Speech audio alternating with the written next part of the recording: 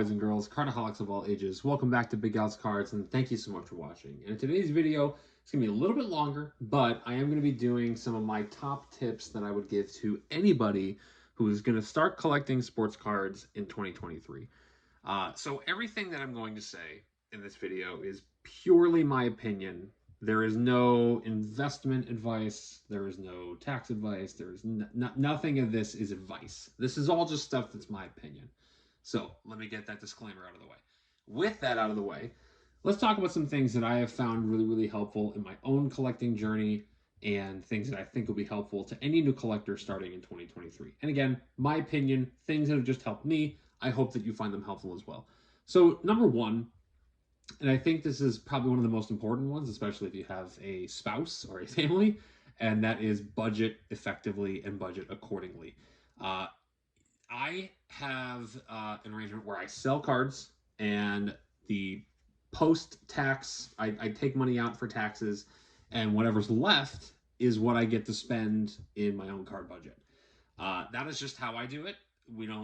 I try to keep that separate from my own personal finances with my wife, but you might have it where you can, discuss it with your wife that you want to set aside a little bit of each paycheck, or you want to do something similar where you sell stuff, or a mix, or a different arrangement. The point ultimately is, one of the things that I think is most effective in sports card collecting in any year, but especially 2023, is budgeting effectively. You don't want to go bankrupt over sports cards. It's not worth it. You don't want to go into debt over sports cards. Personally, I try not to use my credit card and use debit card when it comes to sports cards. That's just me. Okay, it may not be for everybody, and I recognize that, but that's just for me to keep myself in check so that I don't rack up a huge credit card bill that I don't trust myself not to sell stuff for later on, right? So I think that budgeting is probably one of the most important things that you could do when you start collecting sports cards. And number two, I would also say is choose wisely. And what I mean by that is, what do you want to collect? Do you want to collect a certain team? Do you want to collect a certain player or wrestler or non-sport card? Like, what do you ultimately want to collect? And you might say, well, I just want to rip everything. Well, that's great. But it's been my experience that ripping anything and everything doesn't always really give you the true effective joy of having something that you're going to keep, because you're always going to feel like if you just rip, you have to sell everything that you possibly can in order to recoup your money, or as much of it as possible, right? Without having something set aside that you know you're going to keep at the end of the day, in my opinion, it just doesn't make it as fun. So choose what you want to collect. So let's talk about my collection, right? When you talk about my PC, we talk about three main people. Four, kind of, not really. I've kind of moved past this collection a little bit, but three in particular. Number one, Johnny Gargano. Number two, Trish Stratus. And number three, Aaron Judge. Now, those are not my only things that I have in my personal collection, or PC for short. Your PC can be made up of pretty much anything, right? It's stuff that you are going to do your darndest to not sell if need be, right? I feel like PC can be divided into things that you would like to keep and things that you are going to keep, right? So, for example, this Roki Sasaki from Topps Chrome Nippon, this is something I would like to keep because I think that he's going to be a really good pitcher when he makes it over to MLB. He's a phenomenal pitcher in Japan. There's no doubt about that. But I would love to see what that card does when he comes over to the Major League Baseball. It's something that I would like to keep, but maybe something at some point that I move. Then let's take my Guy Fieri Ginter autograph. This is something that I'm going to keep. This is not going anywhere, right? It doesn't necessarily fit one of my three main PCs, but it's a card that is very special to me and has a story. So it's going to stay in my PC forever. Another good example of that would be my Sammy Sosa auto. I pulled this from a pack at Walgreens, and it is staying in my PC for as long as possible, if not forever, because Sammy Sosa was my guy growing up. So I feel like your PC can be pretty much anything, but you also can divide it into what you would like to keep for as long as possible and what you are going to keep for the rest of your life, or until need arises. Always keep that thing in mind. in terms of PC, there's no such thing as a wrong way to PC. There's no such thing as a bad PC.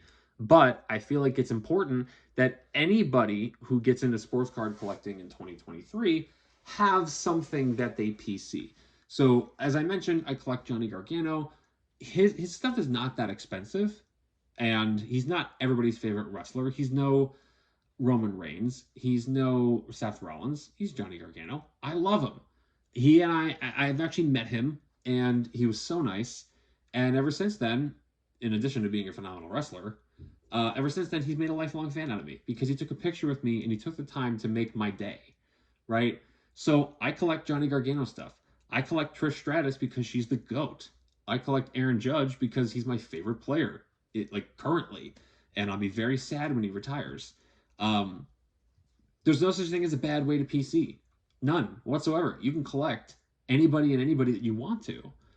I would say that you don't want to have so massive of a PC of a wide variety of guys that you're putting all your money into way too many baskets. For me, I try to stick with 3 or 4. But again, there's no such thing as a wrong way to do it if you can make it work within your budget. Let's talk a little bit about, specifically when it comes to PC, building a rainbow. So I've shown off my Trish rainbow, so I'm not going to show that one off again. But instead, I'm going to show off the current progress on my Prism Johnny Gargano rainbow. So wait for it. There's quite a few of these. I got the base, I got the silver, the hyper, the disco, the retail green, blue wave, the red wave, the red to $2.99, the premium box set to $1.99, the blue to $1.99, the purple to $1.49, the red disco from undercard to $99, the orange to $99, the teal to $49, the blue disco to $25, the retail exclusive green pulsar to $25, a very rare pull, the mojo to $25. There we go. The first off the line exclusive blue shimmer to $11. The true gold to $10, always a staple in Prism. And the big boy, the gold shimmer to $5. That is all the rainbow that I have so far. The only ones that I'm missing, I am missing the ice that is on its way. That's a retail exclusive. It will not take long to get here. I would imagine it's going to be any day now. And then I'm also missing the gold disco to 10, the white sparkle, which hasn't even come out yet, and the black 1 of 1. And then I've done it. There's something to be said about collecting every parallel of a certain card. I feel like Prism's a decent one to do. Chrome Platinum's a good one. Topps Chrome, Topps Flagship, Donruss. Like, there's so many different parallels out there of certain cards that you can absolutely build a rainbow. But I think building a rainbow, you should try it at least once or twice in your collecting career. I think it's really fun. I think it's a really achievable goal. Now, granted, the 1 of 1 might be challenging, and at that point, you might have to say, okay, I'm going to go for everything except the 1 of 1. And again, that's perfectly acceptable. I don't think there's anything wrong with that, because there's only one of the 1 of 1 in the world. So chances are, when somebody has it, it's not going to leave their collection for a long time. But I think that it's always something that's worth chasing, because it's really a lot of fun. And the other thing I would talk about is grading. So let me again be clear. There's nothing bad or wrong about grading. I believe that not every card needs to be graded. A lot of people like to just grade base Topps rookies or base Donruss rookies, and that's fine at first, but then when everybody starts doing it, it's kind of just loses its luster, right? I think that if you want something slabbed for your PC, whatever you want to slab is fine. If you're going to try to slab stuff, send it to PSA with the ultimate goal of getting a 10 and reselling it and making some money off of it, I think you need to be a bit more selective.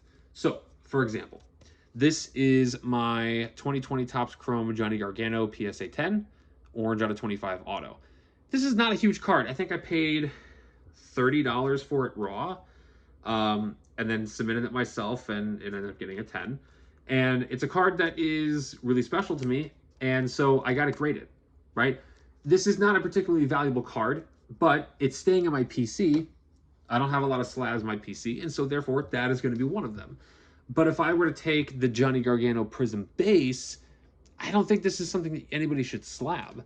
I feel like, and this is, again, just personal opinion, for grading, I feel like it needs to be serial numbered, or it needs to be a rare parallel, an auto, or a really hard to find card. I mean, again, and you can grade whatever you want ultimately, but I feel like a lot of people send like a bunch of Bowman base rookies or Donruss rookies that ultimately, as time goes on, aren't going to hold as much value as a graded serial number card. And again, with grading, there's no guarantee that a card that you grade is going to go up or down in value.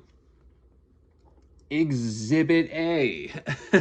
I mean, this card back in 2014 was probably a couple $100 at the time, and I think I paid $7 for it. So it's not always going to work out. I think if you're grading something that comes with a lot of hype, I think it's smart to grade it and sell it.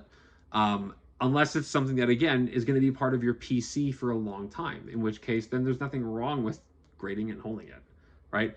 So that might have been a little bit confusing if I didn't say it right, but ultimately with grading, you can grade what you want, but I feel like you are better served grading stuff that's either going to A, stay in your PC, or B, is going to be moved, but it's a bit rarer, a bit harder to find. And when you submit for grading, please, please, please, please look over your cards carefully. Try not to miss something. Move a light over the card at different angles. Check the corners. Use a microfiber cloth and wipe the surface of the chrome, because I can't tell you how many YouTube videos are out there. I'm sure I did this myself with my Torkelson 8. Complain about the grade, and I'm like, how did it get this? Well, you got to look at the card a little bit. Make sure that you submit something that's worth submitting. But I would say those are probably the biggest things that I would say that any new collector should know. Again, just to recap, have a budget, talk things over with your wife if you got one, or have a plan and stick to it. Grading is not bad. Be selective in what you do, unless it's for your PC. Speaking of PC, have one. There's no such thing as a bad PC. All cards tell a story. And ultimately, do your research. Learn. There's a lot of really good people out there who collect that are happy to share their knowledge with you, and ask questions. There's no such thing, contrary to what Twitter will tell you, there's no such thing as a dumb question in the hobby. If you're genuinely new and you don't know any better, ask a question. There's nothing wrong with it. We're really glad that you're here. And I hope that you enjoy your collecting experience as much as I've enjoyed mine. And as always, card collecting is what you make of it. What are you going to make of it? Let me know if I missed anything, if there's any advice that you would share in the comments below. Thank you all so much for watching. Please leave a like, subscribe, stay tuned for more videos, and until next time, bye-bye.